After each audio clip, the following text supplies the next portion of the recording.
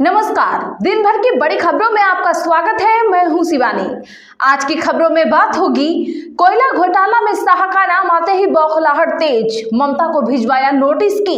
और यूपी में हर सीट पर अखिलेश ने पकड़ा चुनाव आयोग और भाजपा का खेल, एक ट्वीट से हालत खराब की। वहीं नीतीश के सबसे करीबी पार्टी से बाहर, बिहार में खौली सियासत की। इधर बैकफुट पर आई भाजपा सरकार, सीबीआई जांच की देनी पड़ी मंजूरी की। वहीं खबर के अंत में बात होगी, क्या भारत में हिजाब वाली बनेगी पीएम? इस दिग्गज के दावे से फैली सनसनी की। इसी के साथ आज दिन भर की सभी बड़ी और प्रमुख खबरों को जानेंगे विस्तार से। उससे पहले एक नजर सुर्खियों पर। केरल सरकार मलयालम को अनिवार्य बनाने वाला लाएगी बिल। कर्नाटक सीएम ने पिनराई विजयन से कहा, जबरन भाषा थोपने से पहले बातचीत करें वरना विरोध होगा। जी राम जी विधेयक को लेकर 6 राज्यों ने दर्ज कराया विरोध। दावा, सारे फैसले केंद्र के हाथ, भेदभाव की आशंका, राज्यों पर भी 4 गुना तक बढ़ा बोझ। महाराष्ट्र निकाय चुनाव के तहत 29 नगर निगमों में 15 जनवरी को होगी वोटिंग। उद्धव बोले, बीजेपी का हिंदुत्व असली नहीं, वह रावण को भी पार्टी में मिला लेगी। वेनेजुएला का तेल भारत को देगा अमेरिका। ट्रंप दुनिया की बड़ी ऑयल कंपनी के अफसरों से मिले, रिलायंस भी तेल खरीद सकती है। जयपुर में रेस लगा रही ऑडी ने 16 को रौंदा, एक मरा। 120 की थी स्पीड, बेकाबू होकर डिवाइडर से टकराई, गाड़ी का नहीं था इंश्योरेंस। पाकिस्तानी रक्षा मंत्री बोले, अमेरिका नेतन्याहू को भी किडनैप करे, वेनेजुएला के राष्ट्रपति जैसा हाल हो। इस्राएली पीएम फिलिस्तीनियों का सबसे बड़ा दुश्मन है। नीतीश कुमार को भारत रत्न मिले, केसी त्यागी के बाद अब जीतन राम मांझी ने भी उठाई मांग। सुप्रीम कोर्ट तक पहुंचा बंगाल बनाम ईडी विवाद। पहले ममता सरकार ने दाखिल किया कैविएट, अब एजेंसी ने भी लगाया आरोप। अजीत डोभाल बोले, जंग दुश्मन का मनोबल तोड़ने के लिए लड़ते हैं, हम मनोरोगी नहीं जो बॉडी देखकर खुशी मिले। मौजूदा लीडरशिप ने 10 साल में देश बदला। मैं कलाकार ही ठीक हूं, राजनीति झूठे लोगों की, निरहुआ पर भी बर्ड्स एक है सारे लाल यादव। योगी की चेतावनी, बटोगे तो सर्वनाश हो जाएगा, बांग्लादेश पर इनका मुंह बंद, जैसे फेविकोल लगा है। संगम में 3 डुबकी भी लगाई। हम मुस्लिमों के खिलाफ नहीं, लेकिन नागपुर से गडकरी का संदेश, जानिए पाकिस्तान पर क्या बोले। पूर्व आईपीएस अमिताभ ठाकुर को वाराणसी कोर्ट से मिली जमानत। देवरिया में दर्ज केस पर जेल में ही रहेंगे, लखनऊ पीजीआई में चल रहा है इलाज। क्या तेजस्वी की पत्नी राजश्री बनेंगी आरजेडी की दूसरी Rabri? Land for job case में जेल जा सकता है पूरा का पूरा परिवार, भाभी जी संभालेंगी पार्टी की कमान। चुनाव आते ही ईडी को याद आते हैं दस्तावेज। कपिल सिब्बल बोले, विपक्ष को डराने का औजार बनी एजेंसी। ट्रंप बोले, ग्रीनलैंड पर कब्जा करना हमारी मजबूरी, नहीं तो रूस और चीन यहां काबिज हो जाएंगे। हम अपने पड़ोस में इन देशों को नहीं चाहते हैं। चलिए जानते हैं बड़ी और प्रमुख खबरों को विस्तार से। उससे पहले वीडियो को लाइक करें, साथ ही आपसे रिक्वेस्ट, खबरों को आखिर तक जरूर देखें। सुवेंदु अधिकारी का ममता बनर्जी को नोटिस, 72 घंटे में मांगा जवाब। जी हां, बता दें कि पश्चिम बंगाल में नेता प्रतिपक्ष सुवेंदु अधिकारी ने आज मुख्यमंत्री ममता बनर्जी को एक कानूनी नोटिस भेजा है। इसमें ममता से 72 घंटे के भीतर अपने दावों के सबूत मांगे हैं।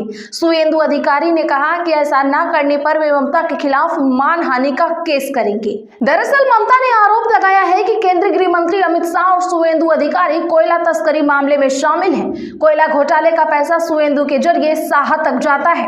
बंगाल के मुख्यमंत्री ने कोलकाता में 8 जनवरी को आईपीएसी कार्यालय में प्रवर्तन निदेशालय की छापेमारी के विरोध में एक सभा को संबोधित करते हुए ये टिप्पणियां की थी। सीएम ममता बनर्जी ने ईडी पर 2 एफआईआर भी दर्ज कराई है। उन्होंने कोलकाता में मार्च भी निकाला। इसी दौरान बनर्जी ने दावा किया कि उनके पास गृह मंत्री अमित शाह के खिलाफ पेन ड्राइव है। वहीं अब इस पर सुवेंदु अधिकारी ने लिखा है कि आज सीएम ममता बनर्जी ने ईडी की जांच से ध्यान भटकाने की कोशिश, मेरे खिलाफ बिल्कुल निराधार मानहानिकारक आरोप लगाए हैं और मुझे केंद्रीय गृह मंत्री अमित शाह के साथ कोयला घोटाले से जोड़ दिया है। ये लापरवाह बयान व्यक्तिगत अपमान से भरे हुए, बिना किसी सबूत के सार्वजनिक रूप से दिए गए हैं।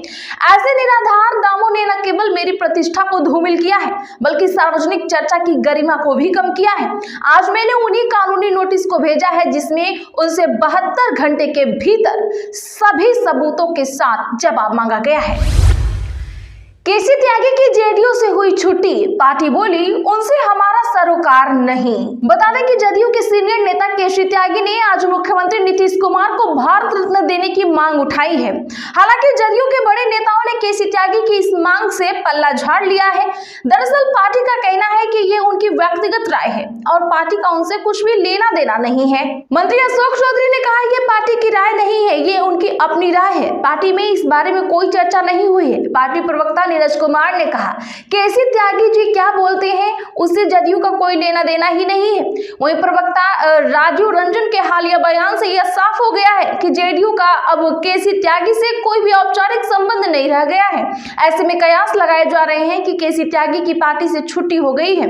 हाल के दिनों में केसी त्यागी की कुछ बयानों और गतिविधियों को लेकर पार्टी में असंतोष की खबरें सामने आई थी। सूत्रों के अनुसार उन्होंने पार्टी लाइन से अलग जाकर बयान दिए थे, जिसके बाद जेडीयू कमान ने उनसे पूरी तरह से दूरी बनाने का फैसला किया। ओवैसी बोले भारत में हिजाब पहनने वाली बेटी प्रधानमंत्री बनेगी। भाजपा नेता का जवाब हिंदू राष्ट्र में संभव ही नहीं।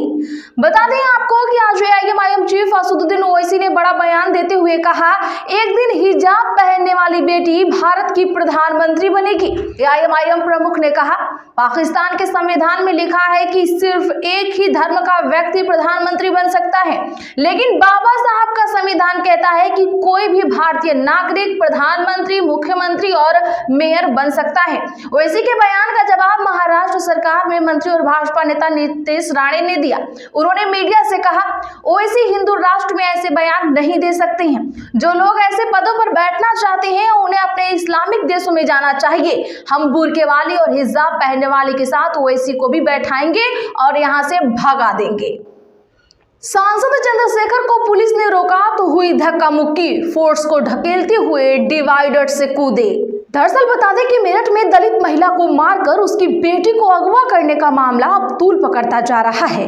परिवार से मिलने जा रहे भीम आर्मी चीफ चंद्रशेखर आजाद को पुलिस ने गाजियाबाद के डासना बॉर्डर पर ही रोक लिया। डिवाइडर फांद कर हाईवे की ओर बढ़े तो भारी संख्या में पुलिस फोर्स ने उन्हें रोका। इस दौरान चंद्रशेखर की पुलिस के साथ बहस भी हुई। उनके बीच कई मिनट तक धक्का मुक्की भी होती रही।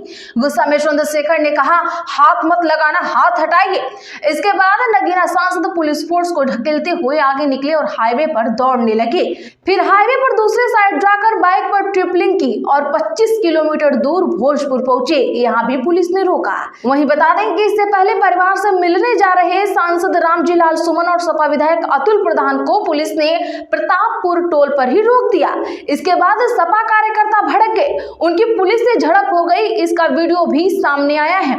इसमें दिख रहा है कि एसपी ट्रैफिक राघवेंद्र कुमार मिश्रा और परतापुर थाना प्रभारी अजय शुक्ला से अतुल प्रधान के बीच धक्का मुक्की हो रही है। केरल सरकार मलयालम को अनिवार्य बनाने वाला लाएगी बिल, कर्नाटक सीएम ने दी चेतावनी। जी हां, मुख्यमंत्री सिद्धारमैया ने आज केरल के मुख्यमंत्री पिनराई विजयन को एक चिट्ठी लिखी जिसमें उन्होंने केरल सरकार के प्रस्तावित मलयालम भाषा बिल पर चिंता जताई है। दरअसल प्रस्तावित मलयालम विधेयक में कासरगोड जैसे कर्नाटक केरल के बॉर्डर पर बसे जिलों के कन्नड़ मीडियम स्कूलों में भी मलयालम को अनिवार्य करने का प्रावधान है।